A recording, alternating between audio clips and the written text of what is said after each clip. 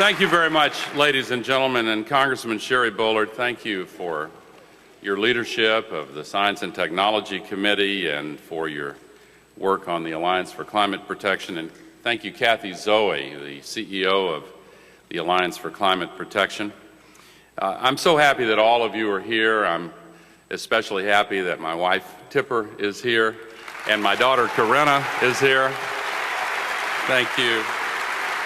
And there are several members of Congress, even though the committees are working and the Congress is meeting, but I want to acknowledge Senator Bernie Sanders, who is here, Congressman Jim Cooper, Congressman Jay Inslee, former Senator Jim Sasser and Mary Sasser. I want to say a special word of thanks to my friend Will I Am, who came all the way from Los Angeles to be here. Thank you so much. And also, I want to make special mention of the presence of the Libertarian Party's presidential candidate, Bob Barr. We've had a number of conversations. I'm grateful for your presence, Congressman Barr, and thank you very much. Thank you very much, Bob. We've had a number of very, very interesting conversations. I appreciate your open mind and your serious approach to this challenge our country is facing. I have had many conversations, of course, with Senator Obama and with Senator McCain, and one of my objectives in approaching this climate crisis is to try to lift this as much as possible out of the partisan framework that sometimes is a serious impediment to solving serious problems in our country. Incidentally, I did also want to make special mention of the fact that some of our mutual friends are in mourning today, and I want to extend my best wishes to the family of Tony Snow, whose memorial service just ended a short time ago, and we are keeping his family in our thoughts and prayers. Ladies and gentlemen, there are times in the history of our nation when our very way of life depends upon dispelling illusions and awakening to the challenge of a present danger.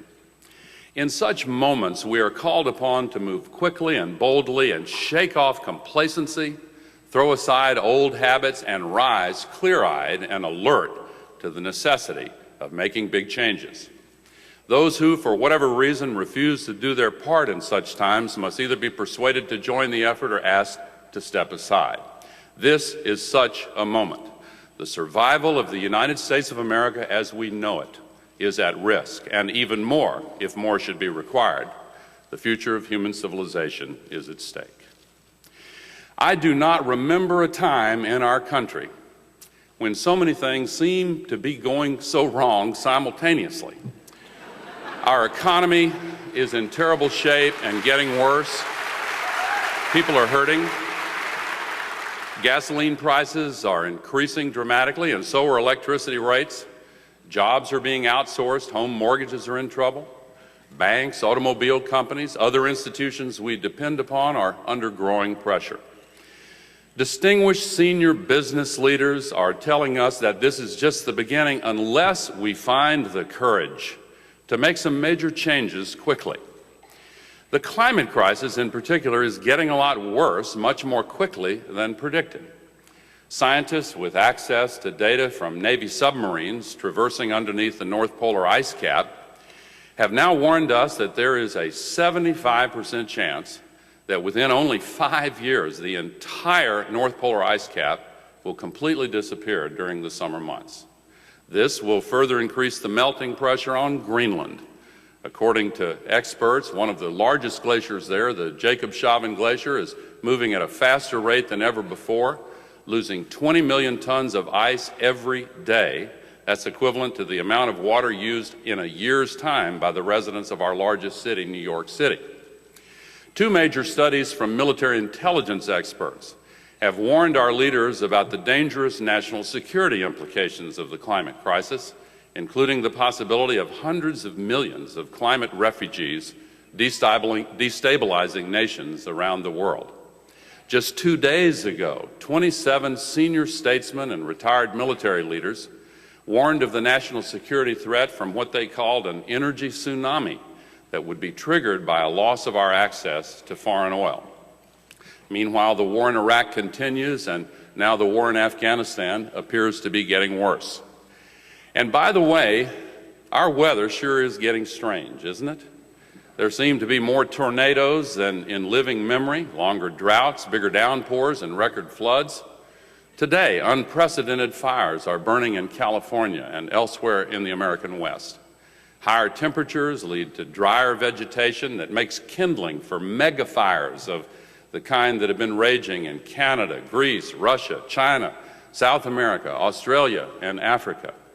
Scientists in the Department of Geophysics and Planetary Science at Tel Aviv University tell us that for every 1 degree increase in temperature, lightning strikes will go up another 10%.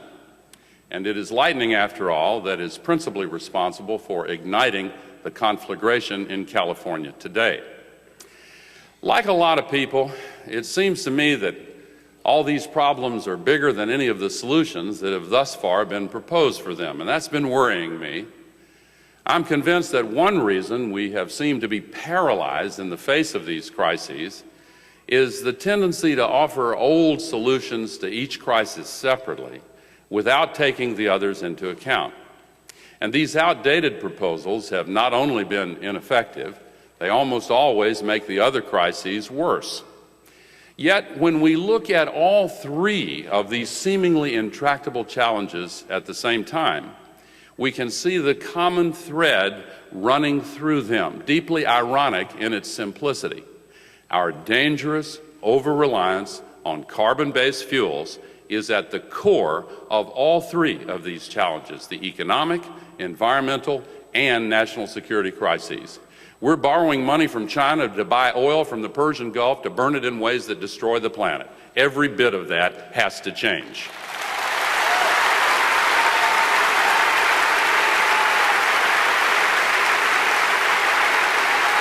But if we grab hold of that common thread and pull it hard, all of these complex problems begin to unravel. And we find that we're holding the answer to all of them right in our hand. The answer is to end our reliance on carbon-based fuels.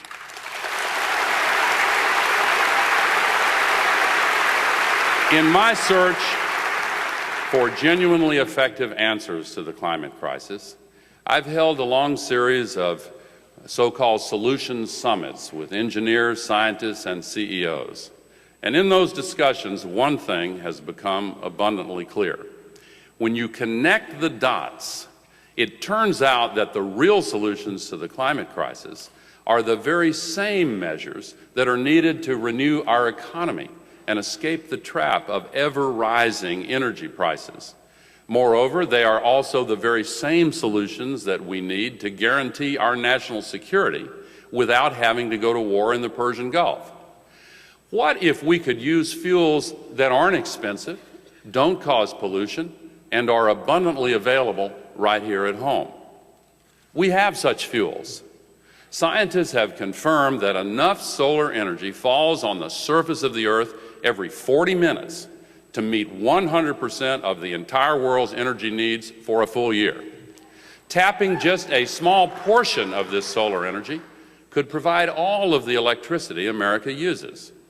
And enough wind power blows through the Midwest corridor every day to also meet 100% of U.S. electricity demand.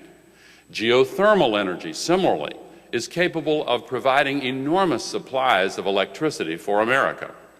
The quickest, cheapest, most efficient, and best way to start using all of this renewable energy is in the production of electricity. In fact, we can start right now using solar power, wind power, and geothermal power to make electricity for our homes and businesses. But to make this exciting potential a reality and truly solve our nation's problems, we need a new start. That is why I'm proposing today a strategic initiative designed to free us from the crises that are holding us down and to regain control of our own destiny.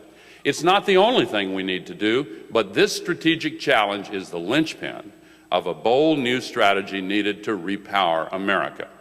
So today, I challenge our nation to commit to producing 100% of our electricity from renewable energy and truly clean, carbon-free sources within 10 years.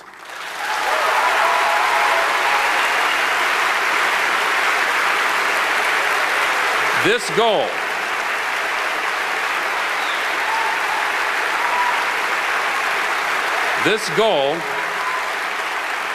is achievable, affordable, and transformative.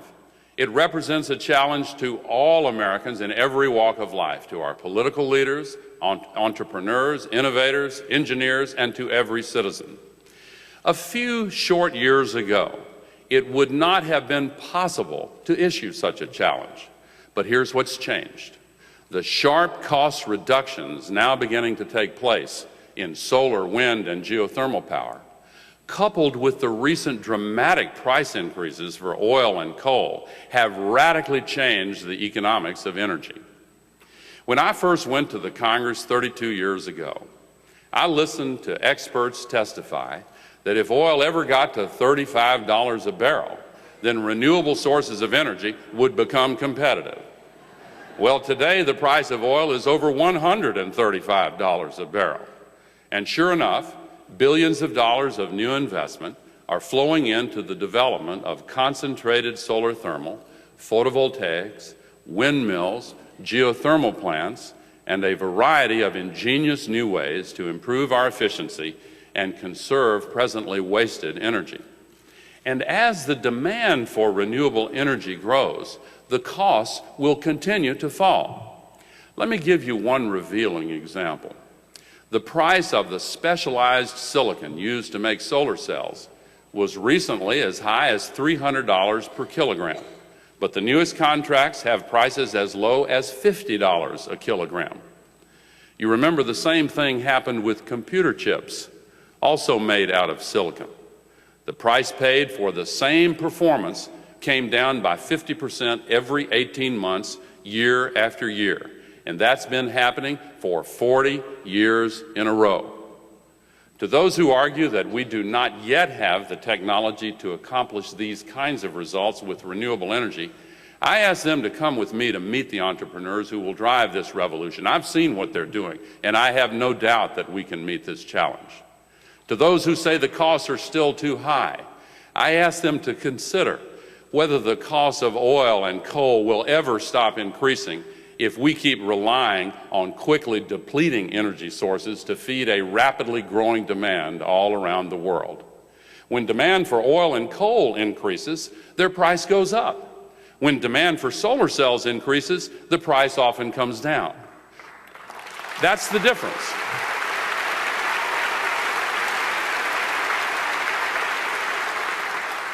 One source of fuel is expensive and going up, and the other source of fuel is free forever.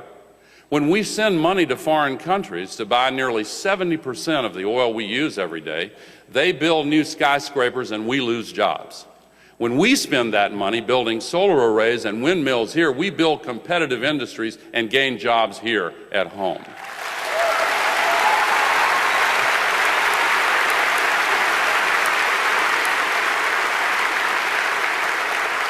Of course, there are those who will tell us that this can't be done. Some of the voices we hear are from the defenders of the status quo, the ones with a vested interest in perpetuating the current system, no matter how high a price the rest of us will have to pay. But even those who reap the profits of the carbon age have to recognize the inevitability of its demise. As one OPEC oil minister observed, the Stone Age didn't end because of a shortage of stones. To those who say 10 years is not enough time, I respectfully ask them to consider seriously what the world's scientists are telling us about the risks we face if we don't act in less than 10 years. Those leading experts predict that we have less than 10 years to make dramatic changes in our global warming pollution, lest we lose our ability to ever recover from this environmental crisis. When the use of oil and coal goes up, pollution goes up, as it's doing right now. But when the use of solar, wind, and geothermal increases, pollution comes down. To those who say the challenge is not politically viable, I suggest they go before the American people and try to defend the status quo, and then bear witness to the people's appetite for dramatic change. The time is now.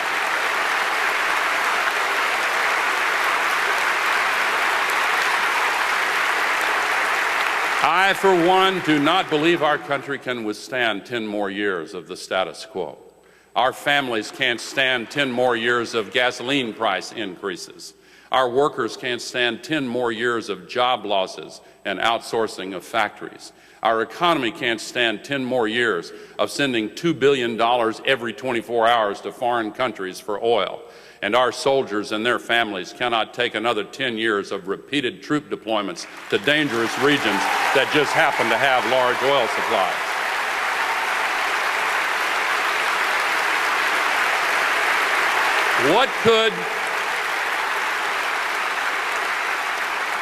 What could we do instead during these next 10 years? What should we do during the next 10 years?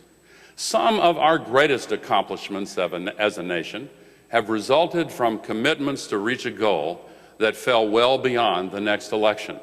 The Marshall Plan, Social Security, the interstate highway system.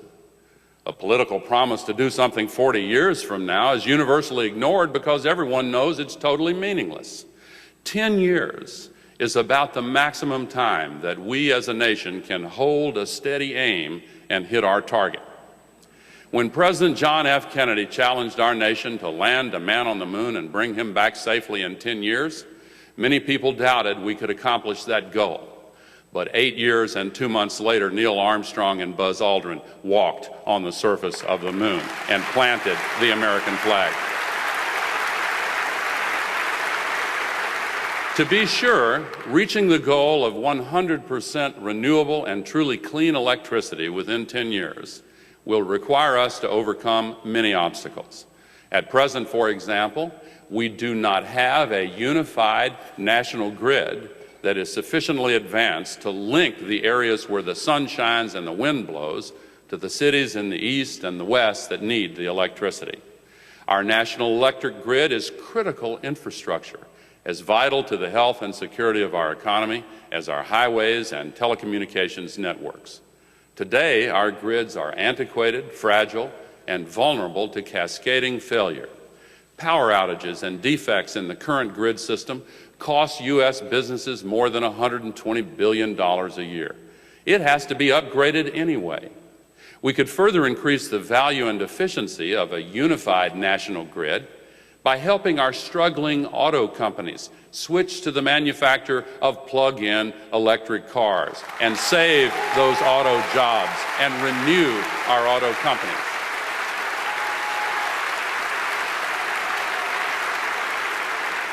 An electric vehicle fleet would sharply reduce the cost of driving a car, reduce pollution, and increase the flexibility of our electricity grid. At the same time, of course, we need to greatly improve our commitment to efficiency and conservation. That's the best investment we can make. We can make better use of our broadband networks to save energy. America's transition to renewable energy sources must also include adequate provisions to assist those Americans who would unfairly face hardship. For example, we must recognize those who have toiled in dangerous conditions to bring us our present energy supply. We should guarantee good jobs in the fresh air and sunshine for any coal miner displaced by impacts on the coal industry. Every single one of them.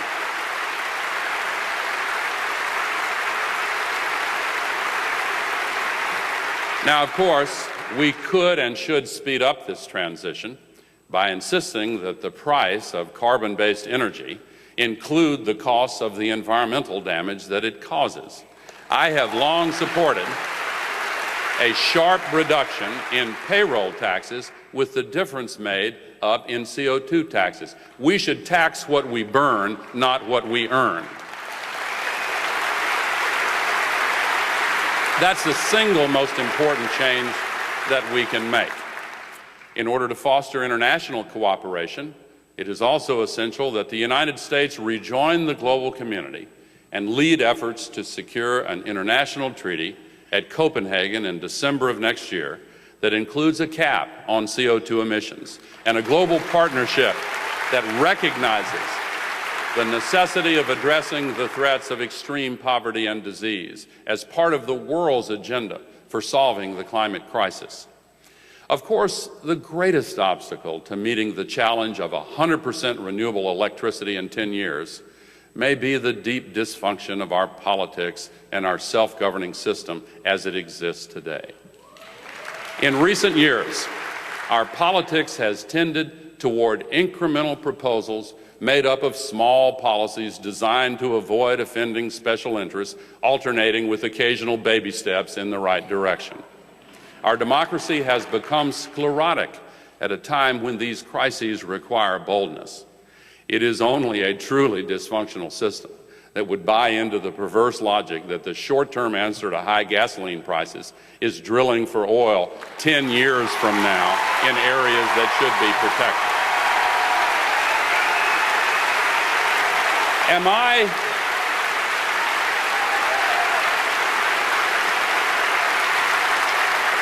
Am I the only one who finds it strange that our government so often adopts a so-called solution that has absolutely nothing to do with the problem it's supposed to address? When people rightly complain about higher gasoline prices that are hurting our country, we propose to give more money to the oil companies and pretend that they're going to bring gasoline prices down? It will do nothing of the sort, and everyone knows it.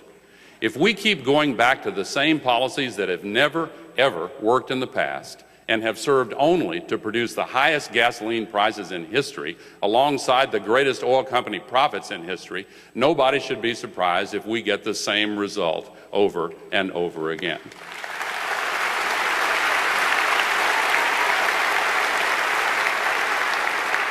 The Congress may be poised to move in that direction anyway, because some of them are being stampeded by lobbyists for special interests that know how to make the system work for them instead of the American people. If you want to know the truth about gasoline prices, here it is. The exploding demand for oil, especially in places like China, is completely overwhelming the rate of new discoveries by so much that oil prices are almost certain to continue upward over time, no matter what the oil companies promise. And politicians cannot bring gasoline prices down in the short term by giving more money to the oil companies. However, there is one extremely effective way to bring the cost of driving a car way down within a few short years. The way to bring gasoline prices down is to end our dependence on oil and use the renewable sources that can give us the equivalent of $1 per gallon gasoline. And we need to get busy creating that system now.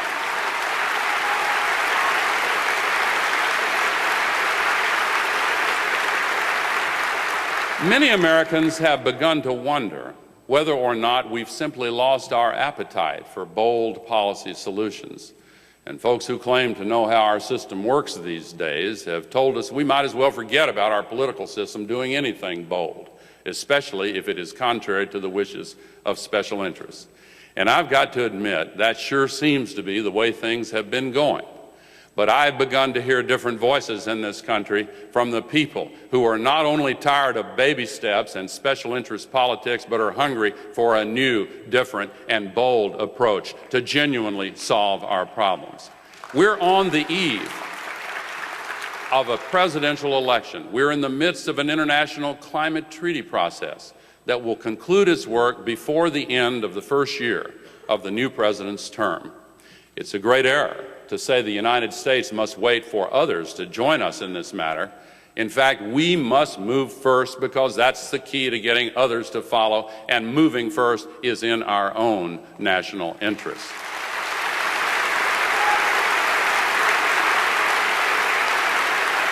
So I ask you to join with me to call on every candidate at every level to accept this challenge for America to be running on 100% zero carbon electricity in 10 years. It's time for us to move beyond empty rhetoric. We need to act now, and we need to act boldly.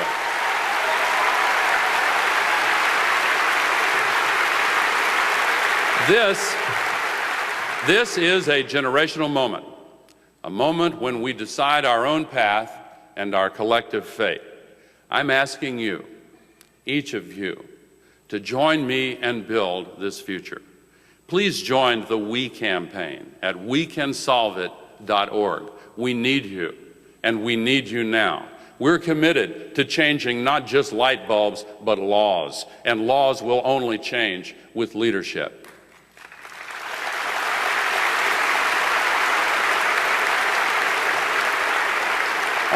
On July 16, 1969, the United States of America was finally ready to meet President Kennedy's challenge of landing Americans on the moon. I will never forget standing beside my father a few miles from the launch site, waiting for the giant Saturn V rocket to lift Apollo 11 into the sky. I was a young man, 21 years old, who had graduated from college a month before and was enlisting in the U.S. Army 3 weeks later. I will never forget the inspiration of those minutes. The power and vibration of that giant rocket's engine shook my entire body. As I watched the rocket rise, slowly at first and then with great speed, the sound was deafening.